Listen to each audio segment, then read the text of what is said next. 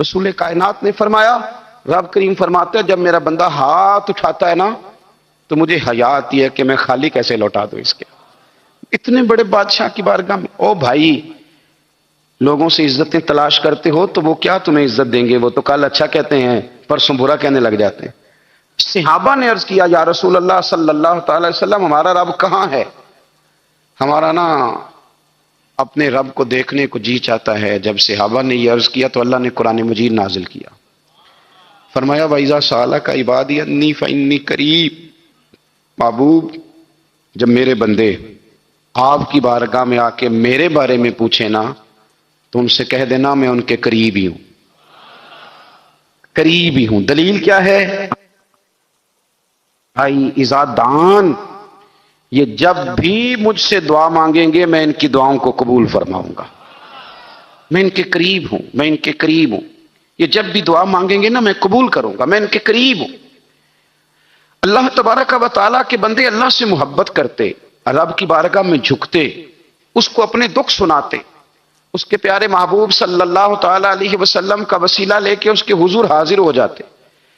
جب آپ کی توجہ اللہ کی جانب، میرے نبی پاک صلی اللہ تعالی علیہ وسلم نے فرمایا ہر چیز اپنے رب سے مانگ، ہر چیز مانگ، ہر چیز مانگ۔ یا رسول اللہ کیا کچھ؟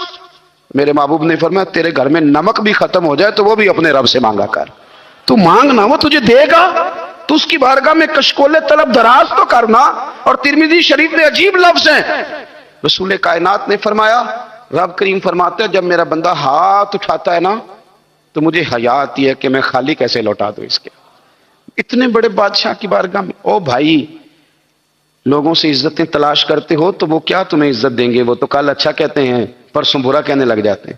لوگوں کے سامنے گڈ بک میں آنا چاہو گے تو وہ تو سویرے تمہارے بارے میں کچھ کہیں گے، شام کچھ اور کہیں گے۔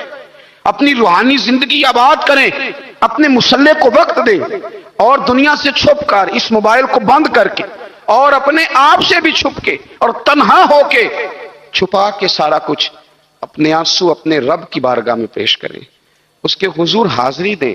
سنو نا ترمذی کی حدیث، اور اسے یاد رکھنا، نبی پاک علیہ السلام نے فرمایا اپنے دکھ لوگوں کے سامنے نہ بیان کرنا، سیٹھوں نوابوں کو نہ بتاتے پھرنا، دنیا داروں کے سامنے جا کے نہ رونا کہ میں تکلیف میں ہوں۔ فرمایا اگر دنیا داروں کو دکھ بتاؤ گے رب تمہیں کبھی غنی نہیں کرے گا۔ اور لوگ ہیں کہ الٹا مذاق اڑائیں گے۔ آپ کی جس سے بڑی پکی یاری ہے نا، پکی، وہ تب تک پکی ہے جب تک آپ نے 50,000 مانگا نہیں، اور جس وقت آپ نے کہہ دیا کہ میں مجبور ہوں میری مدد کر تو پھر ختم ہو گئی دوستی۔ لوگوں کی تعلقات آپ کے ساتھ تب تک ہیں جب تک آپ ان سے کوئی ضرورت وابستہ نہیں کرتے۔ کریم محبوب فرمانے لگے بندوں کے سامنے دکھ نہ بیان کرنا، اللہ تجھے کبھی غنی نہیں کرے گا۔ تو اپنے دکھ اپنے رب کو بتا، تو دعائیں مانگ، تو اس کی بارگاہ میں حاضر ہو، تو اس کے حضور عرض کر۔ فرمایا اپنے دکھ اپنے رب کو بتا، وہ جلدی کرے یا دیر سے کرے تجھے ساری دنیا سے بے نیاز کر دے گا، تجھے کسی کا محتاج نہیں رہنے دے گا۔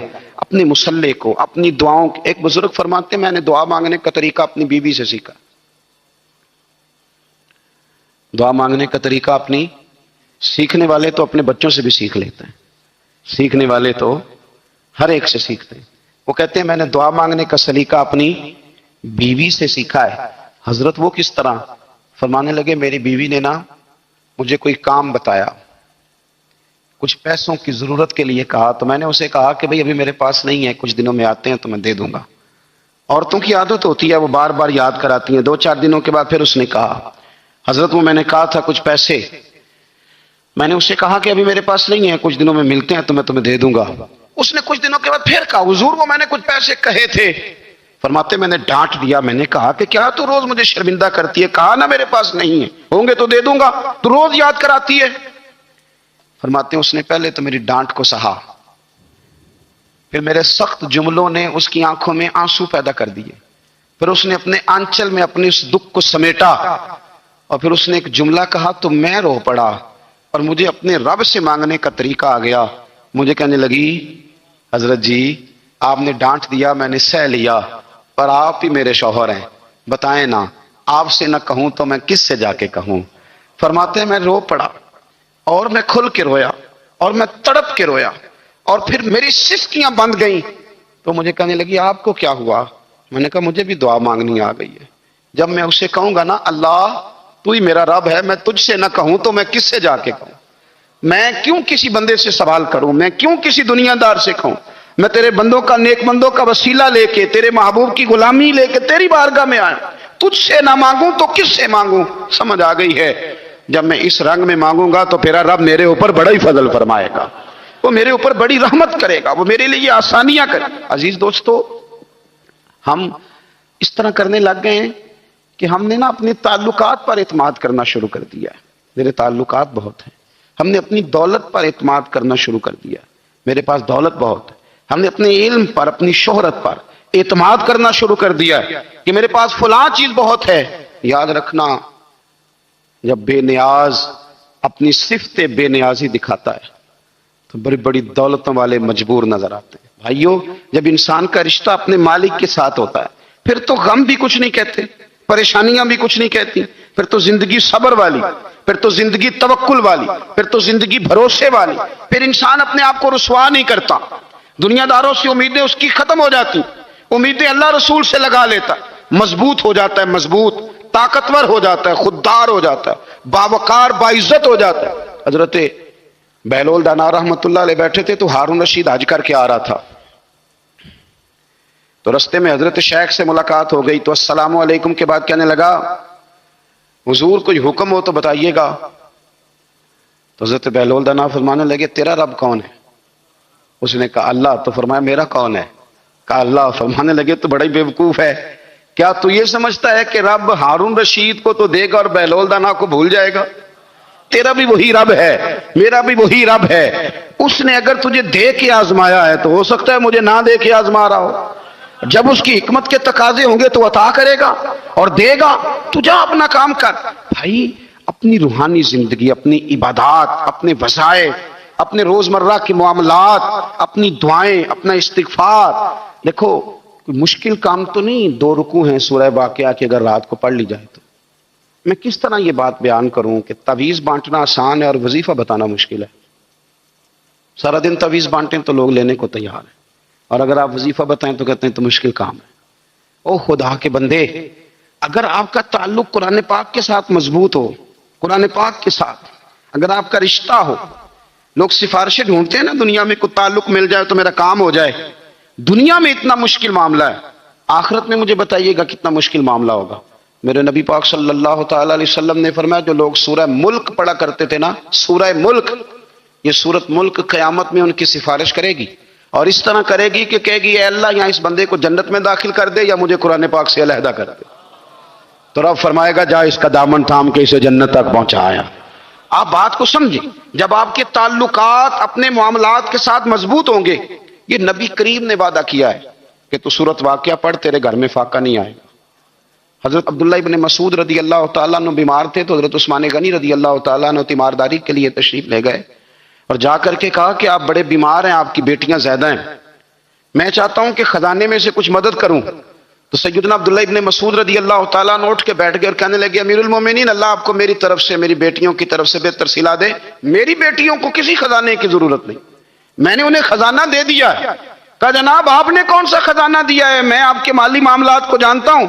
تو فرمانے لگے، امیر المومنین، میرے نبی کریم نے فرمایا ہے جو سورت واقعہ پڑھے اسے کبھی فاقہ نہیں آتا، میں نے بیٹیوں کو یاد کرا دی ہے، یہ خزانہ میں نے انہیں دے دیا ہے۔ وہ سارے والدین سنیں جو بیٹیوں کے لیے پریشان رہتے ہیں۔ حضرت عبداللہ ابن مسعود نصیحت کر رہے ہیں، فرمانے لگے میں نے سورت واقعہ یاد بھی کرا دی ہے، پڑھنے کی عادت بھی ڈال دی ہے۔ حضور نے فرمایا ہے جو سورت واقعہ پڑھے اسے فاقہ نہیں آتا۔ کہنے لگے چاند تو اپنی جگہ چھوڑ سکتا ہے، سورج گر سکتا ہے، تارے ٹوٹ سکتے ہیں، پر مدینے والے رسول کی بات غلط نہیں ہو سکتی۔ حضور نے فرمایا فاقہ نہیں آئے گا تو انشاءاللہ کبھی بھی نہیں آئے گا۔ کرنے کا کام یہ ہے کہ ہم اپنے معاملات، اپنی عبادات، اپنی دعائیں، کبھی 10 منٹ عادت ہو جائے نا دعا مانگنے کی علیحدہ سے رات کو۔ حضور نے فرمایا جو فرض نماز کے بعد دعا مانگے اللہ اس کی قبول کر لیتا ہے۔ نبی پاک صلی اللہ تعالی علیہ وسلم نے فرمایا اللہ مسافر کی دعا قبول فرماتا ہے۔ حضور نے فرمایا اللہ مظلوم کی دعا قبول فرماتا ہے۔ حضور نے فرمایا بیمار سے دعا کراؤ اللہ اس کی دعا قبول فرماتا ہے۔ میرے نبی پاک نے فرمایا ماں باپ جب بھی اولاد کے لیے ہاتھ اٹھائیں، ویسے تے بلے شاہ تو آسمانی اڈ دیا ہی پھڑ دیں، جڑا گھر بیٹھا انہوں پڑھیا ہی نہیں. حضور فرمانے لگے ماں باپ جب بھی اولاد کے لیے دعا فرمائیں اللہ ان کی دعا کو قبول کرتا ہے. آپ اپنا تعلق بنائیں دعا کے ساتھ، عبادت کے ساتھ، مصلی کے ساتھ رشتہ بنائیں، استغفار پڑھیں. صلاح الدین ایوبی صلیبی جنگوں میں تھے،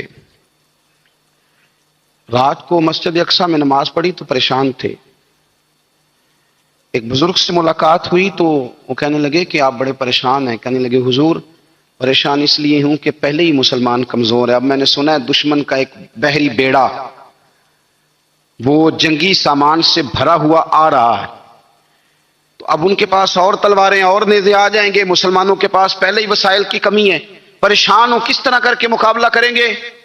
یہ بات کہتے ہی صلاح الدین ایوبی نے بزرگوں سے کہا حضور آپ بھی دعا کرنا، دعا کی بڑی طاقت ہے. میرے نبی پاک نے فرمایا دعا مومن کا ہتھیار ہے، دعا مومن کا. حضور نے فرمایا تقدیر کو سوائے دعا کے کوئی چیز نہیں بدل سکتی. دعا مومن کا ہتھیار ہے، یہ کافر کے پاس کوئی نہیں، یہ ہتھیار ہے مومن کا.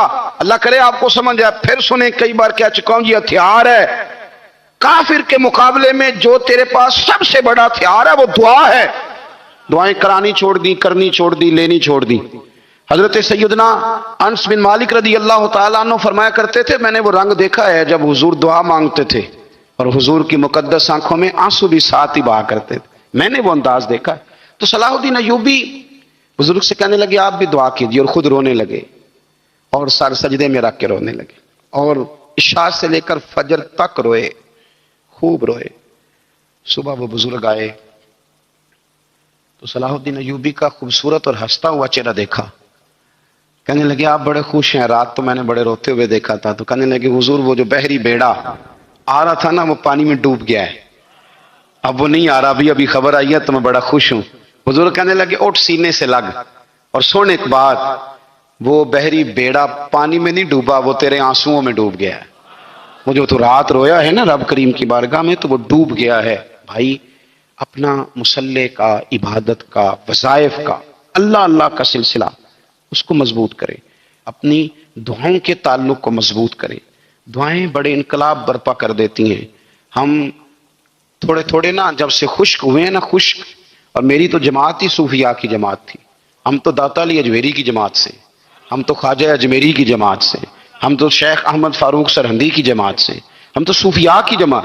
ہماری جماعت نے بھی وہ تعلق جو ہمارے بزرگوں نے بنایا. بزرگ اللہ کے قریب کیسے جاتا ہے؟ ہمارے یہاں نا بہت سارے لوگ کہتے ہیں جی نظر ہو گئی تو کام ہو گیا. بھائی جو بخاری مسلم میں طریقہ ہے نا اللہ کا قرب پانے کا وہ تو نفل ہے. نبی کریم علیہ الصلوۃ والسلام نے فرمایا بندہ نفلوں کے ذریعے رب کے قریب جاتا ہے، اور اتنا قریب جاتا ہے کہ پھر اللہ اس کی زبان بن جاتا ہے، اللہ اس کی آنکھیں بن جاتا ہے، کان بن جاتا ہے، ہاتھ اور پیر بن جاتا ہے. تو یہ تو عبادت ہے، یہ تو اللہ کی بارگاہ کی حاضری ہے جو آپ کو اللہ کے قریب کرے گی. تو اپنے نماز کو اہمیت دے کے ادا کریں، نمازیں موبائل بند کر کے ادا کریں. لیکن نا کچھ لوگ کہتے ہیں مجھے ٹائم نہیں ملتا نماز کا، تو میں کہتا ہوں یہ آپ نے بڑی جرت کی بات کی ہے. مجھے کو میرا پیر بھائی کہہ دینا میرے پاس ٹائم نہیں آپ کو ملنے کا، تو میں کہتا ہوں آج کے بعد آنا ہی نہ. میں تم کیا سمجھتا ہے، تم بہت بڑا آدمی ہے، تیرے پاس ٹائم نہیں ہے اور ہمیں ملنے کا ٹائم، موج کر. تو آپ نے اللہ رسول کو کہہ دیا ٹائم نہیں. اور عجیب فلسفہ ہے نا، کہا جائے نماز پڑھنے آؤ تو کہتے ہیں کپڑے ٹھیک نہیں، اور کہا جائے کہ آؤ ذرا دعوت پہ چلیں تو کہتے ہیں ایک منٹ ٹھہر میں کپڑے بدل کے آیا. نماز کے لیے کہا تو کہتا ٹھیک نہیں، دعوت کے لیے کہا تو کہتا میں ذرا تیاری کر لوں، یوں جانا مناسب نہیں. معاملہ ٹھیک نہیں. رب تو فرماتا ہے کہ جب تم مسجد میں آ تو زینت اختیار کر کے آ، خوب ذوق سے دعا مانگے، خوب شوق سے نماز پڑھیں. تو جنید بغدادی رحمت اللہ تعالی علیہ وہ دریا کنارے کھڑے تھے تو آپ دریا کے اندر پیر رکھا آگے جانے کے لیے. یہ اعلیٰ حضرت نے لکھا ہے واقعہ ملفوظات شریف میں. دریا پار کرنے کے لیے پیر رکھا تو ایک شخص کہنے لگا حضور مجھے بھی ساتھ لے لیں. آپ نے فرمایا میں دریا پار کروں گا تو اس طرح کرنا میرا کرتا پکڑ لے اور یا جنید کہنا شروع کر دے. یا جنید یا جنید. اس پہ فتویٰ بھی لگ جاتا ہے پر کیا کرے، اب مسئلہ تو صحیح ہے نا. تو پیر میرا پیچھے سے کرتا پکڑ لے اور یا جنید کہا ہے. وہ کہتا ہے پیر رکھا نا حضرت نے پانی میں تو میں بھی پیچھے. تو حضرت جنید بغدادی کیا کہتے ہیں یا رحمان یا اللہ، یا رحمان یا اللہ. وہ خود یہ پڑھ رہے ہیں اور مجھے لگایا یا جنید پہ. کہتے ہیں دریا میں وہ بھی چلنے لگے تو میں بھی، یوں لگا جیسے پکے فرش پہ چل رہے ہیں۔ کہتے ہیں تھوڑا سا گزرا تو میں نے کہا بابا خود یا رحمان یا اللہ کہہ رہا ہے اور مجھے یا جنید پہ لگایا ہوا ہے، تو چلو میں بھی یا رحمان یا اللہ پڑھتا ہوں۔ کہتے ہیں میں نے یا رحمان یا اللہ کہا تو میں ڈوبنے لگ گیا، دریا میں ڈوبنے لگا۔ تو حضرت فرمانے لگے تجھے کہا نا یا جنید کہہ، کہتے پھر یا جنید کا تو پھر اوپر آ گیا۔ تھوڑا اور جا کے اب شیطان باز تو آتا نہیں، الذی یوسوس فی صدور الناس، یہ جاتا تو دل تک ہے نا، باز تو آتا نہیں، دن میں 36 دفعہ تو مشورہ دیتا ہے کہ سیدھی سیدھی نماز پڑھو، یہ کس چکر میں لگ گئے، روز تو تقریر کرتا ہے۔ کہتا پھر دل میں وسوسہ آیا تو پھر میں نے جا کے کہا کہ یہ مجھے خود یا رحمان یا اللہ اور میں یا جنید، پھر میں نے کہا یا رحمان یا اللہ تو پھر ڈوبنے لگا۔ کہتے ہیں بابے نے پکڑ کے نکالا، کہا چپ کر کے یا جنید کہہ اگر پار جانا ہے تو، یا جنید کہہ۔ کہتے کنارہ آ گیا تو میرے دل میں خود ہی تھی، وسوسہ تھا کہ بابا تو یا رحمان یا اللہ کہے تو ترے، میں کہوں تو ڈوبے، میرے دل میں وسوسہ تھا۔ اللہ والے ادھار تو رکھتے ہی نہیں نا، جو بات دل میں آتی ہے وہ بیان پہلے کر دیتے ہیں، ادھار تو ہے ہی نہیں ان کے ہاں۔ وہ تو کہتے ہیں تجھے بولنے کی گنجائش ہی نہیں دیں گے، تیرے سوال دل میں ہوگا جواب ہماری زبان پہ ہوگا، یہ تو چکر ہی نہیں نا، بالکل کوئی کھاتا ہی نہیں۔ رب کریم کا بندہ تو بات ہی وہ کرتا ہے جو کو دل میں لے کے آتا ہے۔ فرماتے ہیں جیسے ہی میرے دل میں یہ وسوسہ تھا، حضرت جنید بغدادی رحمت اللہ تعالی علیہ باہر نکل گئے تو پلٹ کے میری طرف دیکھا اور مسکرا کے فرمانے لگے بیٹا جنید تک تو پہنچ لے، اللہ تو ابھی بڑی دور ہے، ابھی جنید تک تو پہنچ جا، ابھی تو جنید تک نہیں پہنچا، ابھی تو میرے تک تو پہنچ جا، اللہ تو ابھی بڑی دور ہے، تو ڈائریکٹ ہی وہاں تک جانے لگا ہے، شروع تو ہو ابھی۔ تو یہاں لوگ سیدھا ہی آ کے کہتے ہیں زیارت کرنی ہے۔ مجھے ایک صاحب کہنے لگے جی میں نے ایک پیر صاحب کے بارے میں سنا ہے ان کی بیعت ہوتے ہی بندے کو نبی پاک کا دیدار ہو جاتا ہے۔ میں نے کہا ٹھہر جا ذرا، اس کو بھی کہہ بریک پہ پیر رکھے، بیعت کرتے ہی دیدار ہو جاتا ہے، یہ کوئی لوٹ سیل ہے؟ زندگی گزر جاتی ہے انسان کی، مر جاتا ہے، اور جس کو حضور کا دیدار ہو پھر بچ جائے، پھر قائم رہے، پھر اس کی زندگی نہ بدلے، پھر اس کا دنیا سے کوئی تعلق رہ جائے۔ یہ پوچھ ابو بکر صدیق سے جنہیں دیدار ہوا تھا، جب دیدار ہوا تو یار رہا ہے، باقی کوئی شے بھی نہیں رہی، پھر محبوب رہے اور کچھ بھی نہیں بچتا۔ تو وہ کس طرح کا ہے جو دیدار بھی کراتا ہے اور پھر کہتا جاؤ دکان بھی کھول لو جا کے؟ یہ کیسی بات ہے؟ وہ ایک منزل ہے، وہ اپنی جگہ پہ آ کے آتی ہے، اور یہی بہتر ہے کہ پردوں میں وہ پردہ پوش رہے، وہ اگر پردے اٹھا دے تو کسے ہوش رہے، پھر مشکل ہو جاتا ہے معاملہ، مشکل ہو جاتا ہے۔ تو بھائی یاد رکھیں، قربانی دینا سیکھیں، اثار کرنا سیکھیں اور صفر سے شروع کریں۔ زندگی میں ہم لینے کے چکر میں پڑ جاتے ہیں تو نقصان اٹھاتے ہیں۔ عقل کے گھوڑے کم دوڑائیں، محبت کے ساتھ عمل زیادہ کریں، دماغ کا استعمال کم کریں اور عمل زیادہ کریں، زیادہ عمل کریں، ورنہ شیطان تو نماز بھی نہیں پڑھنے دے گا، وہ تو کہے گا کہ جناب چلو ٹھیک ہے اللہ نے معاف ہی کر دینا ہے، وہ تو کچھ بھی نہیں کرنے دے گا۔ دماغ کا استعمال کم کریں اور عمل زیادہ کریں، جد و جہد زیادہ کریں، اظہار کریں، قربانی کریں، اپنی زندگی میں کریں، کسی کے لیے کچھ اظہار کریں، کسی کو کچھ دیں۔ یہ جو ہم اولاد کے لیے قربانی دیتے ہیں نا، تو یہ قربانی نہیں ہوتی، یہ لالچ ہوتا ہے، یہ سودا ہے، پتہ ہے آپ کو، یہ سودا ہے۔ ہم بچپن میں ان کی خدمت کریں گے، یہ بڑھاپے میں ہماری خدمت کریں گے، تو یہ تو تجارت ہے، یہ کوئی اصول نہیں۔ میرے بچے بڑے ہو گئے تو مجھے خیر صلاح، یہ تجارت ہے بھائی، یہ تجارت ہے، یہ قربانی نہیں، تو تجارت ہے۔ یہ آپ جو کر رہے ہیں یہ تو کمیٹی ڈال رہے ہیں آپ، اور چونکہ نیت یہ ہوتی ہے خدمت کی، تو پھر نصیب والوں کو خدمت ملتی ہے، قسمت والوں کو ملتی ہے، ورنہ بچے کہتے ہیں ابا جی ٹھیک ہے آپ نے ہماری خدمت کی تو سارے کرتے ہیں، آپ نے کو نوکی تھوڑی کی ہے، چھٹی آپ وہاں بیٹھیں، چائے ملے گی وقت پہ پہنچے گی، لیکن آپ مداخلت نہ کریں کسی چیز کے اندر، تجارت نہ کریں، اظہار کریں، قربانی کریں۔ ہمارے صوفیاء یہ کہتے ہیں اولاد سے بھی توقع نہ کرو خدمت کی، نہ توقع کرو، بس یہ کہو کہ میرا رب مجھے بڑھاپے، دیکھیں نا نبی پاک صلی اللہ علیہ وسلم نے دعا مانگی، اے اللہ ارذل العمر ہونے سے بچا، عمر کے اس حصے سے بچا جس میں دوسروں پر انسان بوجھ بن جاتا ہے، دعا مانگی۔ تو یہ لالچ بھی نہ کبھی زندگی میں رکھیں کہ میری فلاں آدمی خدمت کرے گا، یہ لالچ بھی برا ہے، اس پر بھی توجہ نہ کریں۔ اپنی دنیا آپ پیدا کر اگر زندوں میں ہے، سر آدم ہے، ضمیر کن فکاں ہے زندگی، یاد رکھیں۔ ہوش آنے سے لے کر اپنا یہ ذہن بنا لیں کہ میں آج سے اپنے آپ کو خود چلاؤں گا، میں سایہ دوں گا، بھکاری مان کے کبھی کسی سے سہارا مانگوں گا نہیں، سہارا دیں، کسی کے لیے قربانی دیں، اظہار کریں، جد و جہد کریں۔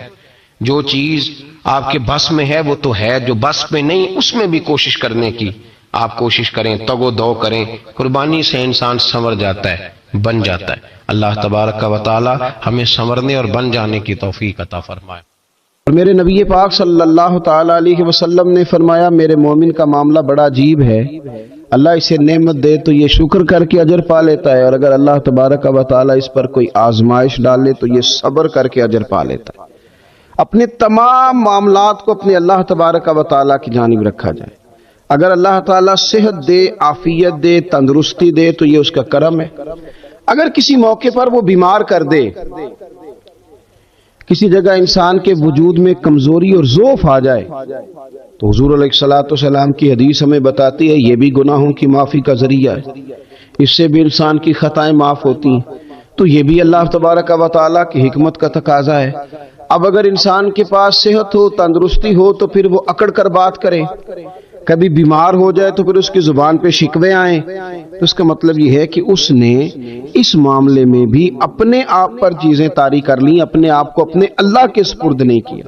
اگر وہ رب کریم کے سپرد کر دے گا تو بہار ہو یا خزاں اس کی زبان پہ لا الہ الا اللہ ہی جاری رہے گا، زندگی کی مشکلات آسان ہوتی دکھائی دیں گی، سفر کو وہ صعوبتوں والا نہیں آسانیوں والا محسوس کرے گا۔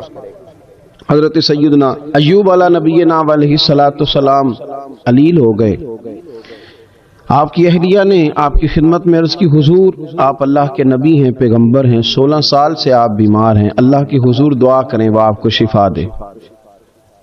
بڑی ہی خوبصورت بات ارشاد فرمائی۔ اللہ کے انبیاء ہر وقت اپنے آپ کو سپرد کیا ہوا نا اللہ تعالیٰ کے، سوچوں کا مرکز ہی اللہ کی ذات ہے، اس کی رضا پر ہی ہر وقت توجہ مرکوز رہتی ہے، وہ کس طرح راضی ہوگا، کس طرح کرم فرمائے گا، یہی ہر وقت ذہن کے اندر بات رہتی ہے۔ حضرت ایوب علی نبینا علیہ الصلوۃ والسلام ارشاد فرمانے لگے او بھلی مانس یہ بتا صحت کتنی دیر رہی؟ کہا 60 سال۔ فرمایا بیماری کو کتنی دیر ہو گئی؟ کہا 16 سال۔ فرمانے لگے ذرا بیماری کو بھی 60 ہو لینے دے پھر دعا کر لوں گا۔ یہ کیا بات ہوئی کہ اتنا عرصہ اللہ نے شفا دی اور ابھی چند سال گزرے ہیں تو میں اضطراب کا شکار ہو جاؤں، میں کوئی ایسی بات کروں جس سے کوئی محسوس کرے کہ شکوے کا پہلو ہے؟ اللہ کے پیغمبر تربیت فرما رہے ہیں، جب آپ کی زبان نے اطہر سے یہ جملے نکلے تو اللہ نے شفا عطا فرما دی۔